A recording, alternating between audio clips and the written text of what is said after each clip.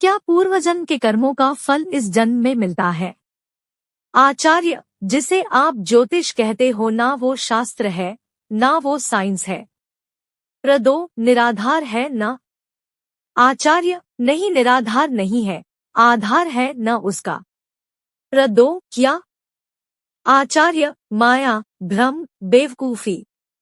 प्रदो, आचार्य जी, ऐसी एक घटना हुई थी कि मेरी दीदी की एक बेटी हुई, फिर वो खत्म हो गई। फिर उन पंडित जी ने कहा कि आप चिंता मत करो, 1 साल बाद लड़का होने वाला है। फिर वो हो भी गया। फिर उन्होंने बड़े घमंड से कहा, देखो मैंने बोला था न, इसकी कुंडली में लिखा हुआ था। तो वहाँ पर मुझे कुछ समझ नहीं आया। आचार्य, बेटा पढ़े लिखे होने की एक अनिवार्य शर्त ये होती है कि जब तुम बात करोगे प्रोबेबिलिटी की, संभावना की, तो वहाँ तुम सिर्फ ये नहीं देखोगे कि तुम्हारी बात सही हुई है या गलत हुई है। तुम ये देखोगे कि तुमने कितनी बातें बोली, उनमें से कितनी सही हुई। 100 बातें बोलो तो 2-4 तो किसी की भी सही हो जाती है, पर तुम कभी वो बातें याद नहीं रखते जो गलत निकली। जो सही निकल गईं उनको याद भी रख लेते हो और प्रचार भी कर लेते हो।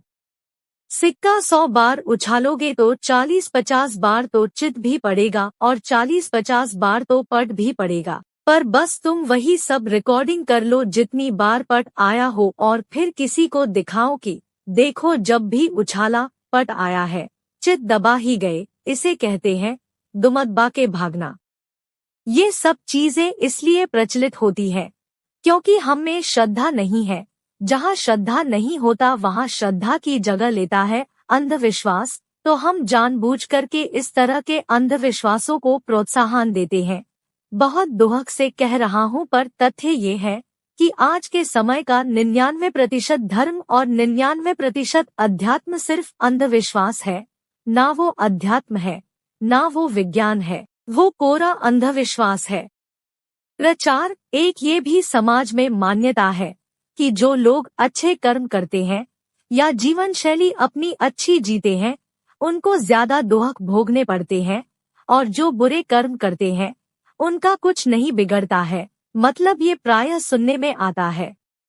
आचार्य, अब सबसे बुरा कर्म तो यही है कि इस तरह की बातें सुन रहे हो। सत्संग में तो सुनी नहीं होगी ऐसी बातें, कहाँ बैठ रहे हो आजकल? नहीं। बताओ डॉक्टर साहब, इसलिए इतने इतने दिनों में दर्शन देते हो ताकि उस तरह की बातें सुन सको। मैं तो बोलता नहीं इस तरह की बातें कहाँ से सुनकर आए, और जहाँ से भी सुनकर आए वहाँ बैठे क्यों?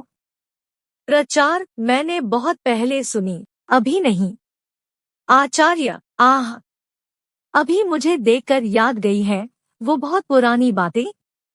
समझाने वाले बेचारे समझाते ही रह गए कि सम्यक कर्म अपना फल आप होता है, कि आनंद की स्थिति में ही तुम सम्यक कर्म करते हो और जो सम्यक कर्म रहेगा उसका आनंद उत्तरोत्तर वृद्धि पाएगा। समझाने वाले समझाते ही रह गए। यहाँ एक से बढ़कर एक सिद्धांत विकसित किए जा रहे हैं कि नहीं, जो सही काम करेगा वो दुख पाएगा, जो गलत काम करेगा वो सुख पाएगा।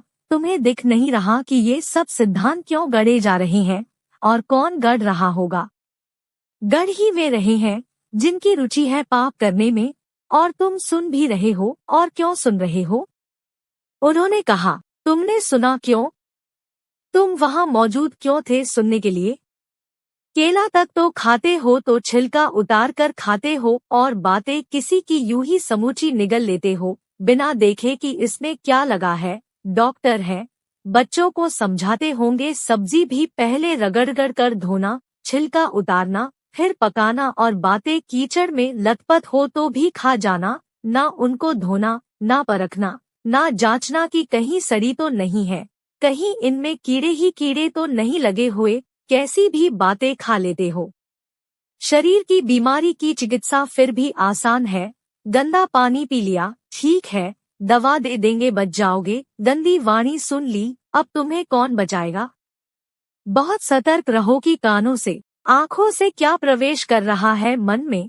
दूसरों को तो बस यही बताते रह गए कि पानी उबालकर छान कर पिए, और वाणी वो तो कैसी भी आती रहे सुने जाओ। कान में क्या शब्द पड़ रहा है इसके प्रति बहुत सतर्क रहो। ये धारणा मत रखना कि सुनने में क्या जाता है। जो मूर्खता के सिद्धांत चल रहे हैं बाजार में, उनमें एक ये भी है, सुनो सबकी, करो मन की। जिस भी पगले ने ये दिया है उसे नहीं पता कि सुनना ऐसी चीज नहीं होती जिस पर तुम अपना नियंत्रण रख सको। तुम्हें पता भी नहीं चलेगा सुनते सुनते तुम कब बह जाओगे। तुम तो यही सोच रहे हो कि तुम बड़े अधिकारी हो, बड़े ताकतवर हो, तुम तो बस सुन रहे हो। हम अभी हम सुन रहे हैं। तुम जो सुन रहे हो वो तुम्हारे मन पर निरंतर कब्जा भी कर रहा है। तुम जो सुन रहे हो वो तुम होते जा रहे हो। इतना आत्मविश्वास मत रखो, ये अति तुम्हें भारी पड़ेगी। जैसे ऐसा हो नहीं सकता कि तुम प्रदूषित हवा में सांस लो और तुम्हारे फेफड़ों पर असर ना पड़े, वैसे ही ऐसा हो नहीं सकता कि तुम मैलिकुचैली वाणी सुनो और तुम्हारे मन पर असर ना पड़े। असर पड़ेगा तो ये सिद्धांत मत बघारो कि सुनो सबकी, जिसकी सुन रहे हो तुम उसके गुलाम होते जा रहे हो। मत सुनो सबकी। और आगे कह देते हैं, करो मन की। करे मन की नहीं करनी है, रब की करनी है, क्योंकि मन तो बनता ही सुनी सुनाई बातों से है। जब तुम कह रहे हो सुनो सबकी करो मन की, तो वास्तव में तुम कह रहे हो सुनो सबकी, और जो सुना हो वही कर डालो, क्योंकि मन तो वही हो गया जैसा सुना उसने। या तो उस स्थिति पर पहुंच जाओ जहां अब बोध इतना प्रबल हो गया है और श्रद्धा इतनी अटल हो गई है कि कुछ भी सुनोगे तुम्हें कोई फर्क ही नहीं पड़ेगा। पर ऐसे तुम हो क्या? कहिए डॉक्टर साहब, ऐसे हो गए हैं क्या कि हिमालय हो गए? अब कोई हिलाकर दिखा दे हमें, ऐसे हो गए? ऐसे तो हुए नहीं हो। तुम तो उल्टी पुल्टी सुनोगे तो मन में 50 तरीके के विकार आ जाएंगे। तो मत सुनो अभी।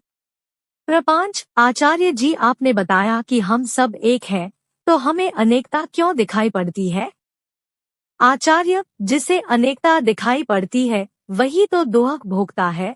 वो कहता है हम सब अलग अलग हैं, तो मेरा पड़ोसी भले ही तड़प रहा हो, मैं तो सुखी रह सकता हूँ क्योंकि हम सब अलग हैं। जब अलग है तो माने इसकी स्थिति अलग है और मेरी स्थिति अलग है, तो वो तड़प भी रहा है, तो क्या फर्क पड़ता है? मैं मजे में रह सकता हूँ। अध्यात्म इस अनेकता को खत्म करने के लिए है। अध्यात्म उसी को शांति देने के लिए है, खत्म करने के लिए है जो अपने आप को सबसे पृथक समझता है।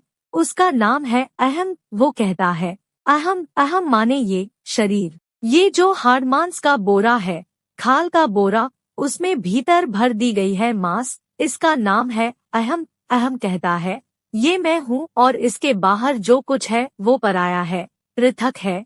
इसी अहम के इलाज के लिए अध्यात्म होता है, क्योंकि ये अहम पगला है। इसकी मूल धारणा ही